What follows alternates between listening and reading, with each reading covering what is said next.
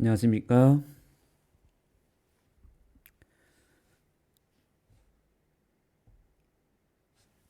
하늘숲교회에서 진행하는 새벽기도에 오신 여러분들 환영합니다.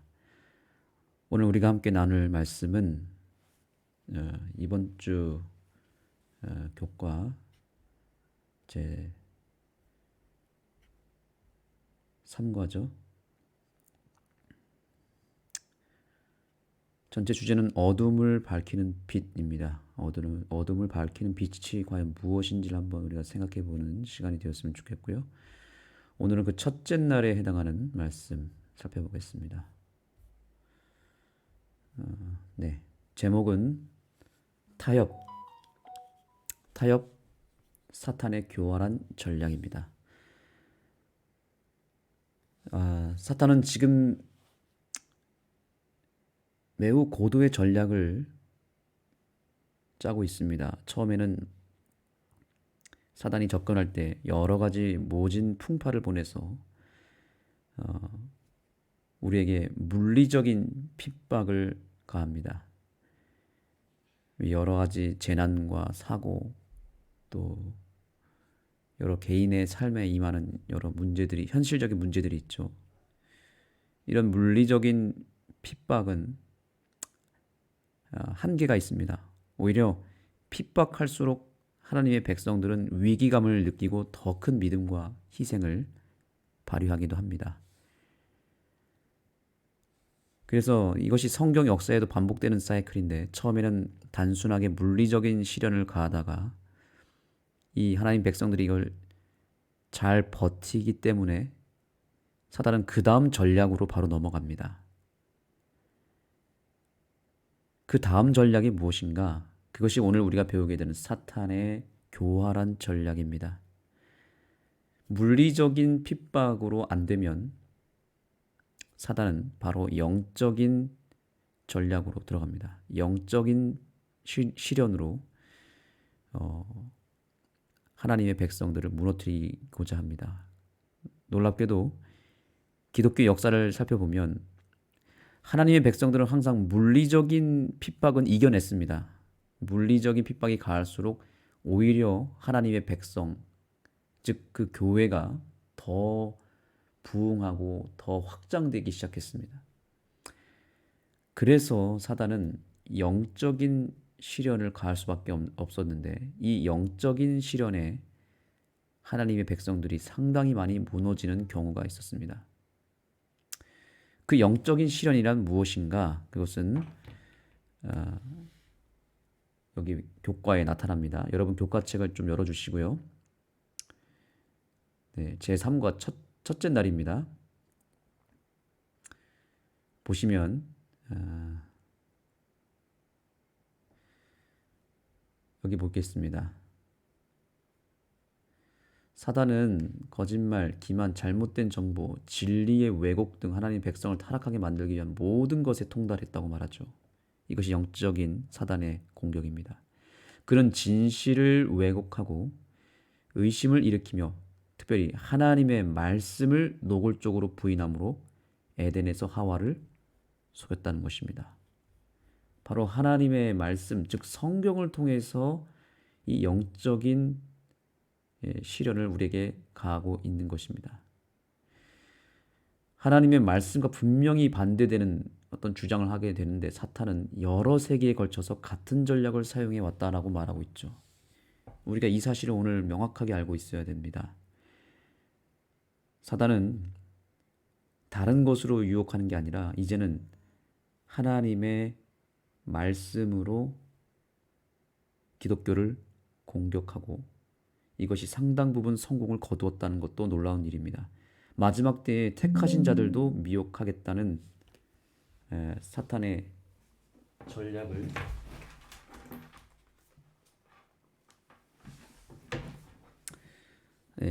전략을 우리는 간파하고 있어야 되는 것이죠.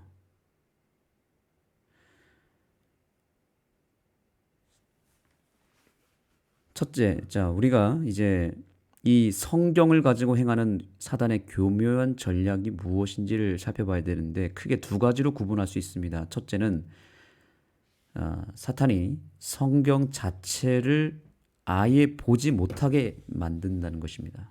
그래서 이 성경 자체를 없애버리려는 노력을 엄청나게 해왔고 이것이 초기 기독교 역사 가운데 일어났습니다. 자, 본문을 한번 더 살펴보겠습니다. 어느 부분에 나오냐면요.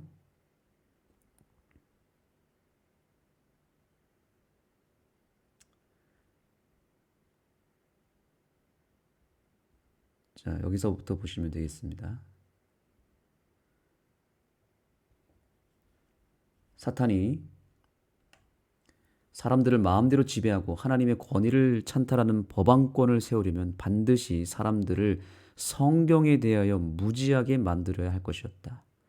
성경은 하나님을 높이는 동시에 유한한 사람의 위치를 나타내 주는 것이므로 성경의 신성한 진리를 가리워 버리거나 없애버리지 않으면 안 되었다.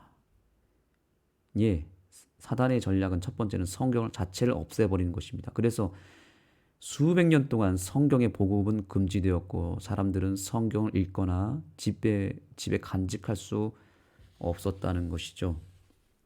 이것이 기독교 초기 역사에 일어났던 일입니다. 그러다가 성경을 백성에게 보급하기 위하여 정말 목숨을 걸고 몰래 성경을 보관하고 또 필사하고 그것을 보급했던 믿음의 선조들이 있었고요.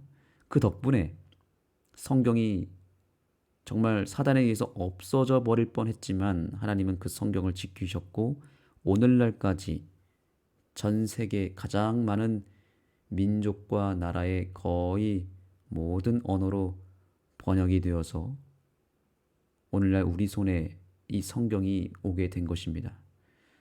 문제는 사단은 거기서 멈추지 않았다는 것입니다. 지금도 여전히 사단은 필사적으로 우리로 하여금 성경을 읽지 못하게 만들고 있습니다. 여러분 그거 아십니까? 사단은 우리가 교회에 나가는 것도 또 침례를 받고 교인이 되는 것도 최대한 막아 세우다가 그것이 간파되면 그것을 허용합니다. 교회 다니는 것 얼마든지 다니라는 거죠.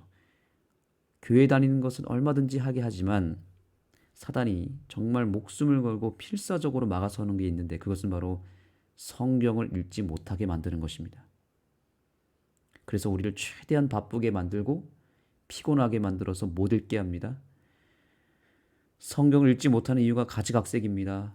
너무 바빠서, 너무 피곤해서, 또 성경이 어려워서 등등 성경을 못 읽게 만들고 있어요. 그리고 이제는 성경보다 훨씬 재밌고 매력적인 것들을 곳곳에다가 늘어놓고 사람들로 하여금 성경 자체를 싫어하게 만듭니다. 요즘 스마트폰, 인터넷, 넷플릭스 얼마나 많은 미디어 매체가 우리를 지배하고 있습니까? 스포츠, 또 먹는 것, 여행하는 것, 여러 가지 세상에 즐길 거리가 너무 많아서 너무 즐길 거리가 많다 보니까 해야 할 일도 너무 많고 돈 벌어서 즐기는 일이 이 세상 사람들의 낙이고 특별히 요즘 젊은 사람들은 열심히 돈 벌어서 열심히 즐겁게 노는 것이 유일한 낙 아니겠습니까? 그러니 성경을 읽을 시간이 어디 있고 성경 자체의 어떤 재미를 느끼지 못합니다. 이렇게 사단이 우리로 하여금 성경을 못 읽게 만듭니다. 왜 사단이 성경을 이렇게 못 읽게 만들까요? 이에 대한 비밀이 오늘 교과에 나타나고 있습니다. 자, 여기 이제 교과책을 다시 보시겠습니다.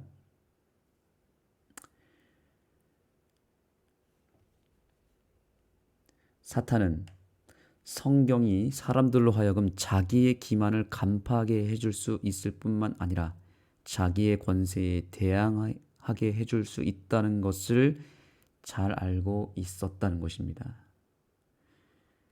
말씀 하나로 사단이 패배할 수밖에 없고 말씀으로 우리가 사단을 이길 수 있기 때문에 또한 사단의 실체가 이 성경에 기록되어 있기 때문에 그런 것입니다. 우리가 하도 성경을 읽지 않아서 마지막에 하나님이 주신 선물이 바로 예언의 신이죠. 이 예언의 신의 말씀은 성경을 너무 읽지 않는 우리들로 하여금 제발 성경을 읽으라고 도움을 주기 위해 주신 책인데요.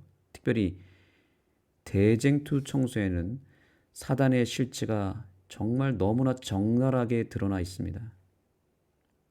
엘렌 화이트이 이 대쟁투 총서를 쓸 때 사단이 얼마나 급했던지 아예 화인 여사를 죽이려고 직접 나타났다고 하지 않습니까?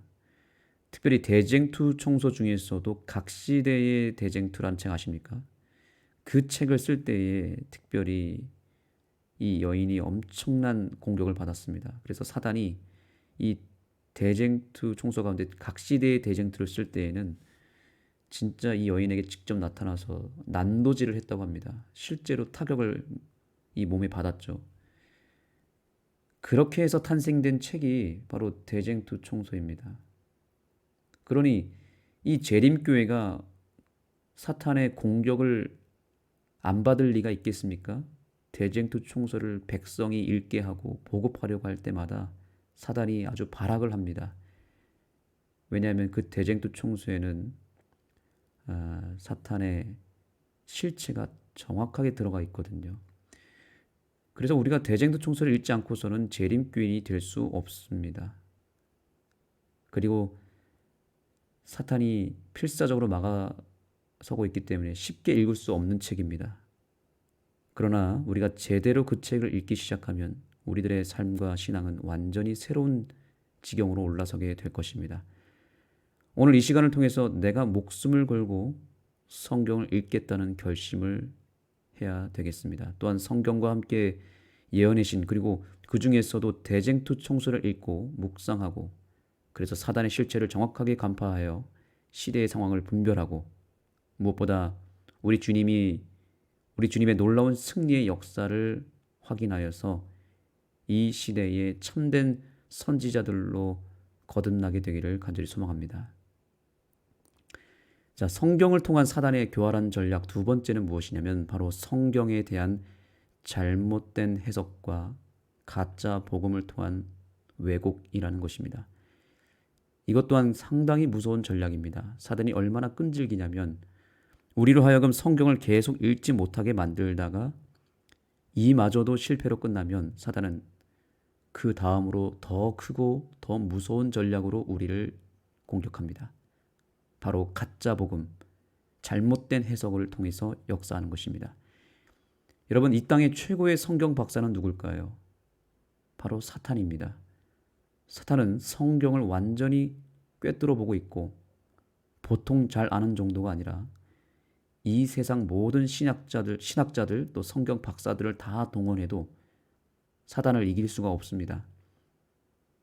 사단이 만든 작품들을 한번 보십시오. 신천지, 하나님의 교회 뿐만 아니라 오늘날 남은 교회를 제외한 다른 교회들, 카톨릭이나 또 여러 개신교회의 수많은 교파들을 보십시오. 다 누구의 작품일까요? 이렇게 교리가 다양하고 교파가 다양한 이유, 그리고 그 안에서 특별히 이단이 있는 이유, 바로 사단의 작품들이기 때문에 그렇습니다. 성경을 왜곡시키고 잘못된 해석을 만들어서 잘못된 교리를 만들고 가짜 복음을 만드는 것입니다.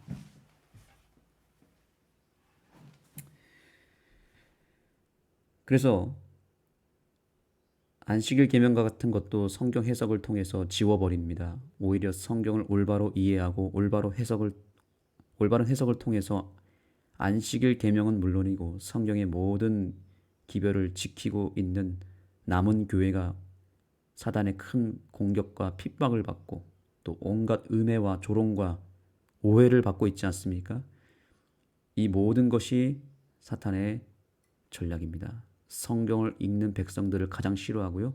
또한 성경을 올바로 해석하고 가르치는 교회를 가장 많이 짓밟고 공격하고 있습니다. 앞으로 이것은 더 심해질 것입니다.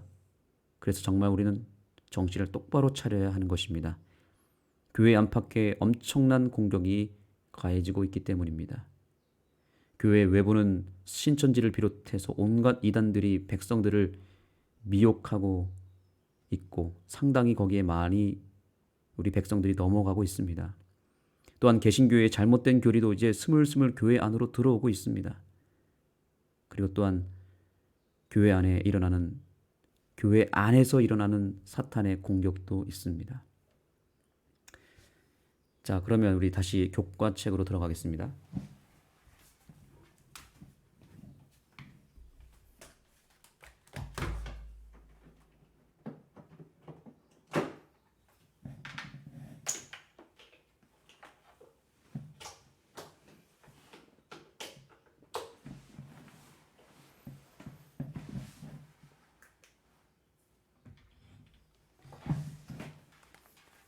네, 지금 이 시간이 상당히 중요한 시간이다 보니까 진짜 사단의 그런 공격도 지금 이 시간에도 있는 것 같습니다. 아무래도 인터넷을 통해서 여러분들에게 말씀을 전하다 보니까 어려움들이 있습니다. 하지만 여러분들이 이 시간 기도하면서 같이 임해 주셨으면 좋겠습니다. 교회 바깥에서 우리에게 가해지는 공격도 있지만 교회 안에서도 벌어지는 공격이 있다는 거죠. 자, 이 부분을 같이 보겠습니다.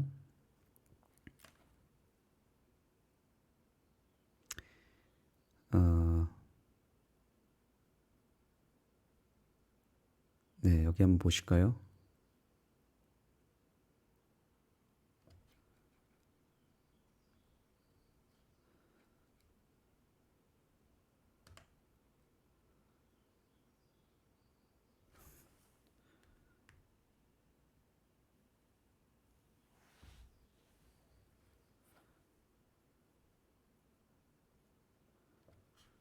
네, 여기 보겠습니다. 사탄은 성경 말씀을 곡해하고 왜곡시킨다는 것이고요. 여기를 보겠습니다. 교훈에 보시면 사탄은 말씀에 대한 신뢰를 흔들고 비방하며 왜곡하고 또 자신에게 유리하도록 잘못 인용한다는 것입니다.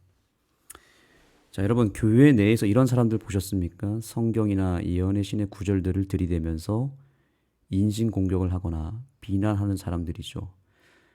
주로 예언의 신 꽤나 읽은 박사들이 그것을 합니다. 나는 잘났고 너는 틀렸다는 식이죠.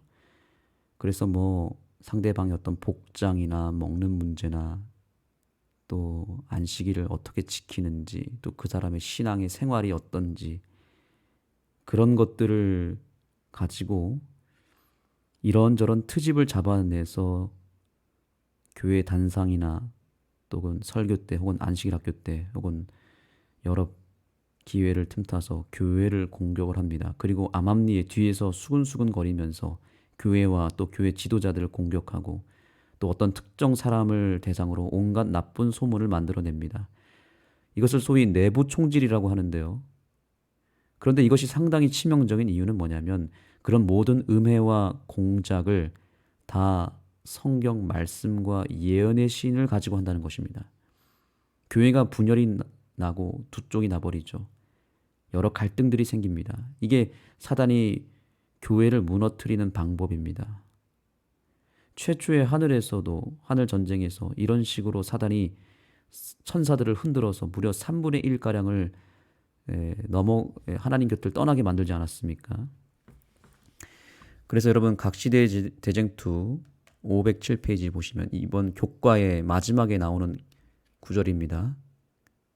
여기 보시면 사탄이 하나님을 비난하기 위하여 애쓴 것처럼 그의 부하들도 오늘날 하나님의 백성들을 회방하고자 애를 쓴다는 것입니다. 이것이 지금 교회 내에서 엄청난 심각한 문제가 되고 있습니다.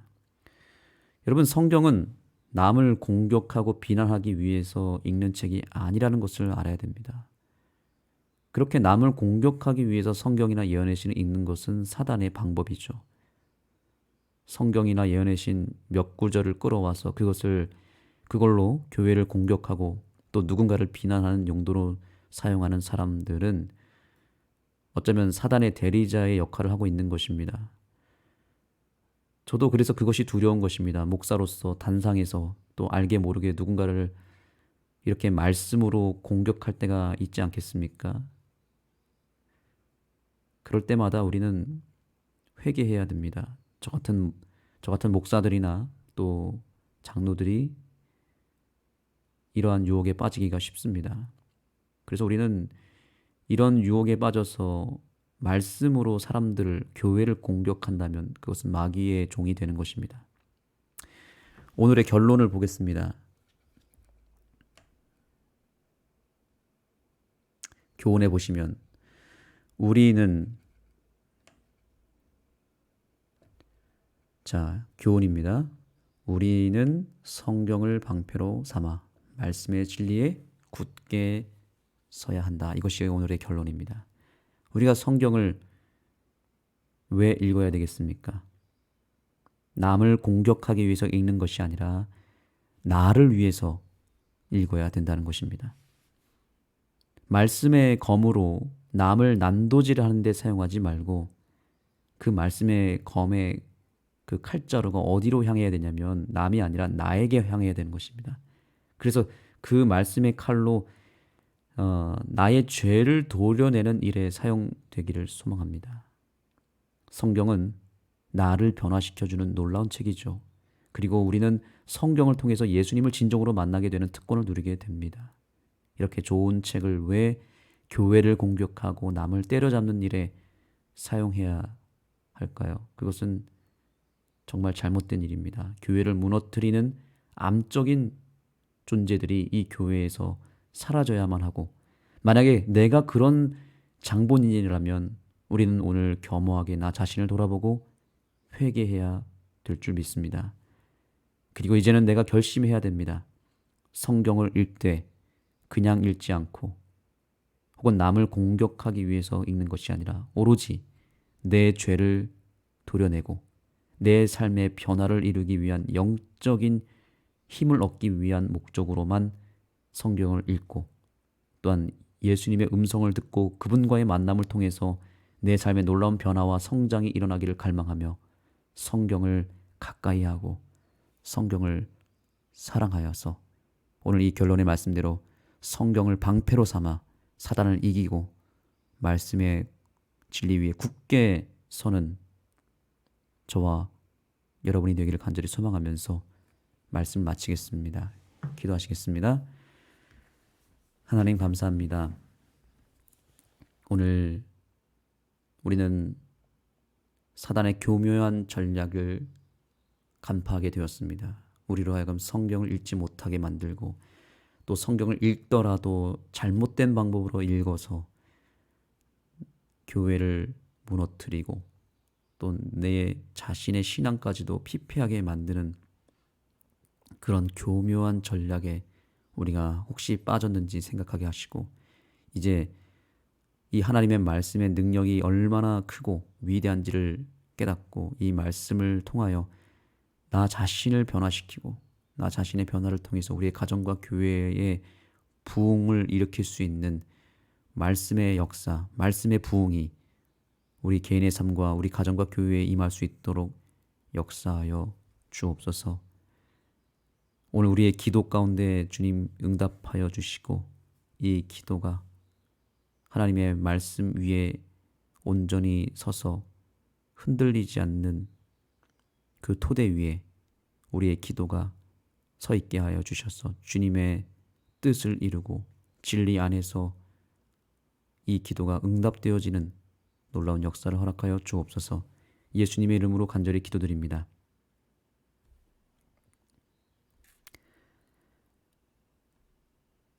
이제 기도하는 시간을 갖겠습니다. 중보기도 제목입니다.